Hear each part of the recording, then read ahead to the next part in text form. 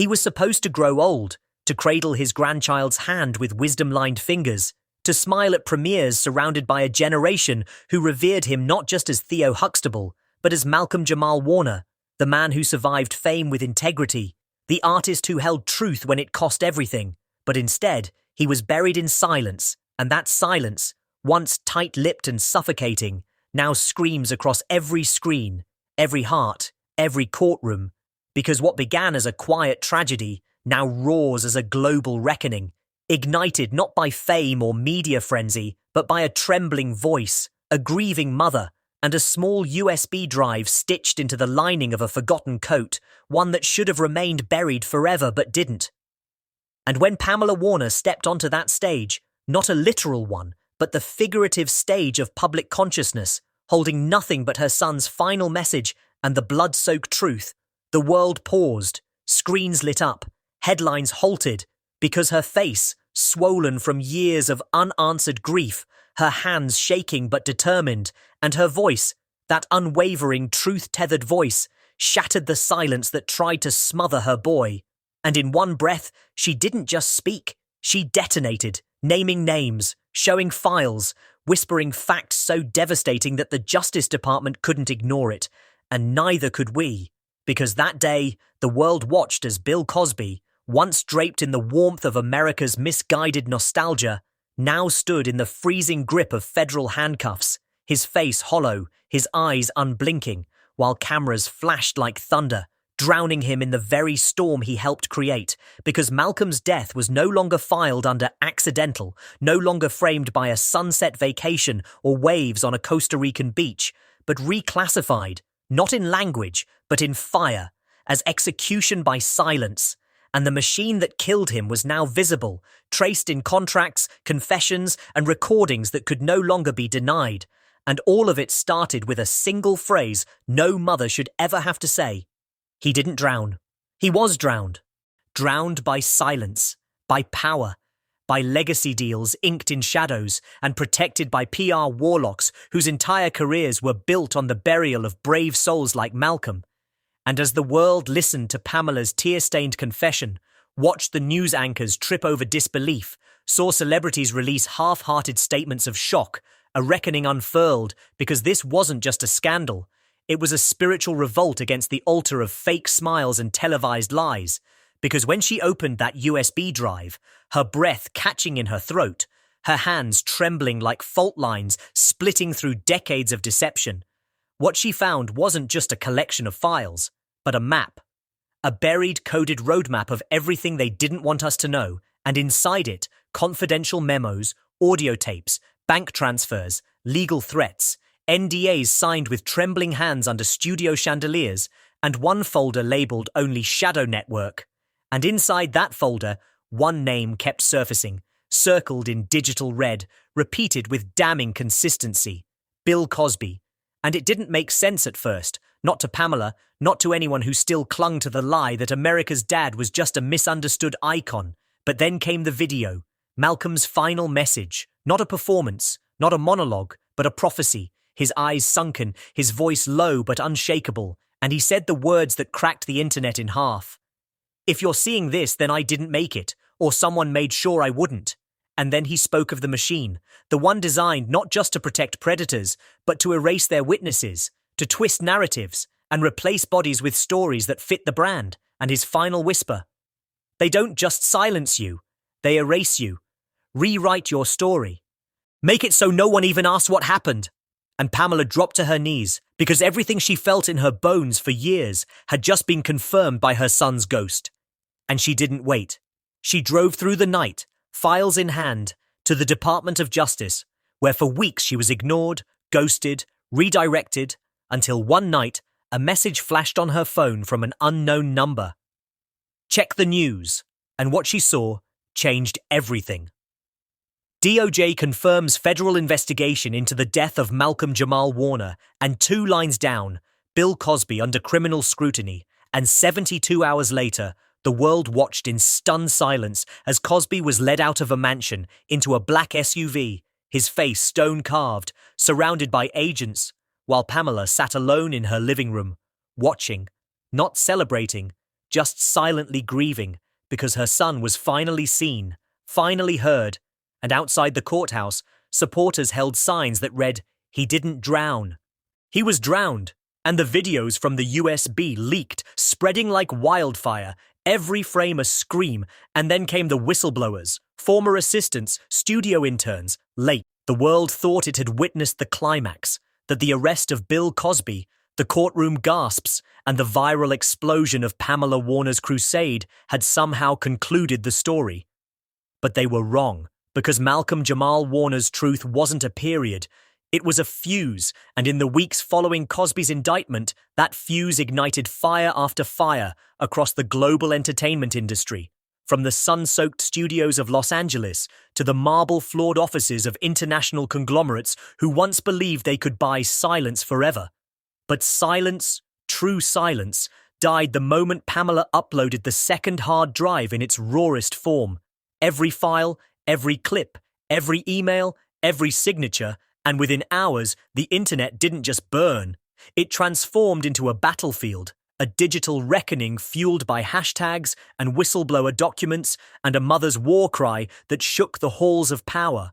And suddenly, executives who had spent decades polishing narratives and laundering the sins of their stars were resigning at midnight, deleting accounts, booking flights to unnamed islands, because the map Malcolm left behind, the shadow network, Echo Protocol, the silence machine, wasn't fiction. It was their blueprint, their playbook, exposed by the one man they thought they could erase. And as news outlets struggled to keep up, as CNN, BBC, and Al Jazeera flipped into 24-hour crisis coverage, something deeper began to shift. Victims who had stayed quiet for decades began speaking, not with shame, but with thunder. Actors, writers, editors, stunt coordinators, choreographers, interns, name after name after name stepping into the light that Malcolm made possible, and every story began with, "I thought I was alone," until they realized they weren't. They were part of a pattern, a legacy of silencing, of hush payments disguised as career opportunities, of trauma locked behind confidential settlements.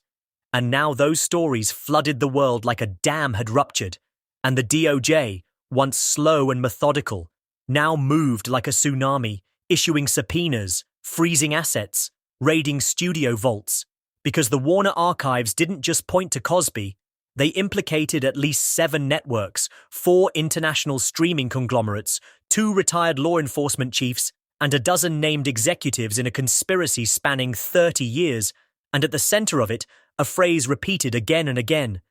He knew, because Malcolm hadn't just stumbled on data, he had pieced together a conspiracy so vast and so woven into Hollywood's foundation that removing it felt like pulling a spine from a still-moving body.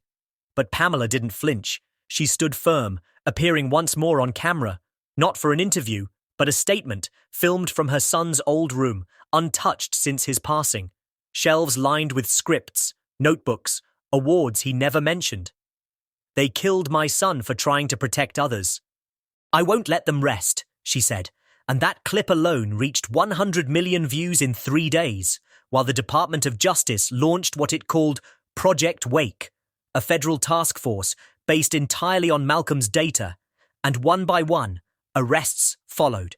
A former daytime network head in handcuffs at a private golf resort, an A-list producer detained at the Cannes Film Festival, and then, the biggest bombshell, a federal raid on Studio Meridian, where investigators uncovered a third vault titled Continuity Control, containing psychological reports, social media manipulation playbooks, and holographic mock-ups of celebrity statements, proving beyond a doubt that the industry hadn't just protected predators. It manufactured entire digital realities to keep them hidden, and through it all, Pamela never stopped, never blinked, never faltered, holding her son's folded letter like a weapon. And while late-night hosts tried to pivot with awkward monologues and legacy actors issued vague apologies, the people weren't buying it, because now they had the map, and the world wasn't just angry, it was awake.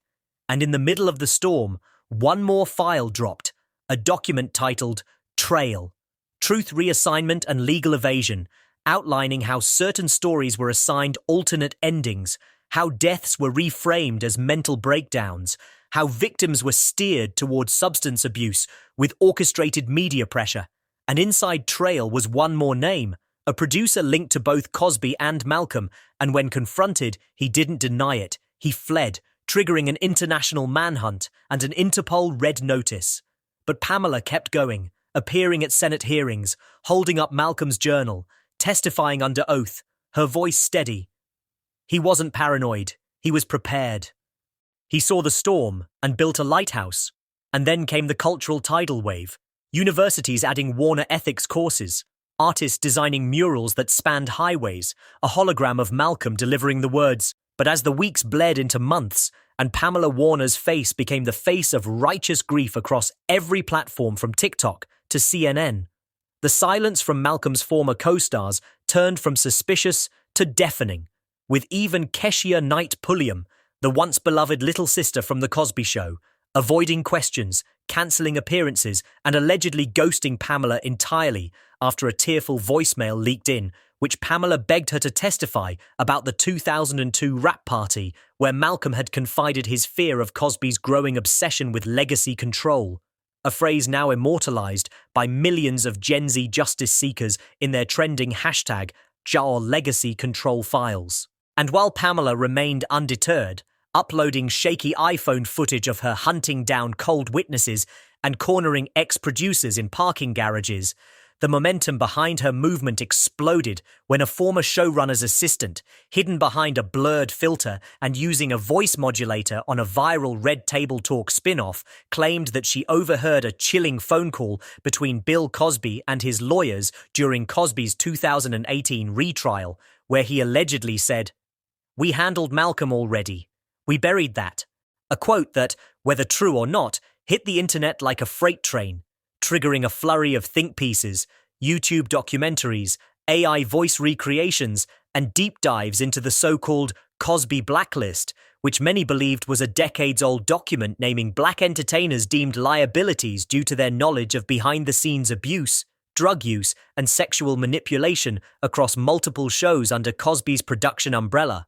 And suddenly Pamela wasn't alone, because now former extras, assistants, lighting techs, and even a forgotten costume designer from Season 5 of A Different World began surfacing with dusty receipts, literal scraps of paper, scribbled memos, old burner phones, even VHS tapes mailed anonymously to a podcast host who played 3 seconds of distorted audio believed to be Malcolm sobbing, I told him no, but they locked the door." And while mainstream outlets tiptoed around legal risk, independent journalists picked up the trail, stitching together flight logs, studio security footage, and Malcolm's final therapy notes, leaked by a hacked cloud account Pamela later claimed she never used, all of which painted a terrifying portrait of a beloved actor cornered by a power structure that demanded silence or sacrifice. And as the justice for Malcolm surged past 50 million tweets and a massive black and purple vigil engulfed Central Park, the final blow came when a former FBI translator posted an encrypted PDF on Reddit, allegedly intercepted from a retired federal informant, which outlined a multi-decade operation codenamed Project Jello, involving surveillance and intimidation of black celebrities who attempted to distance themselves from the Cosby brand during his rise. And while skeptics dismissed it as fan fiction, Pamela clutched the printout in a trembling livestream, holding it to the camera with tears in her eyes, whispering, "They murdered my baby to protect a dynasty," as hundreds of thousands watched in stunned silence, hearts breaking not just for Malcolm Jamal Warner, but for every silenced voice Hollywood ever buried beneath applause, canned laughter, and carefully edited reruns.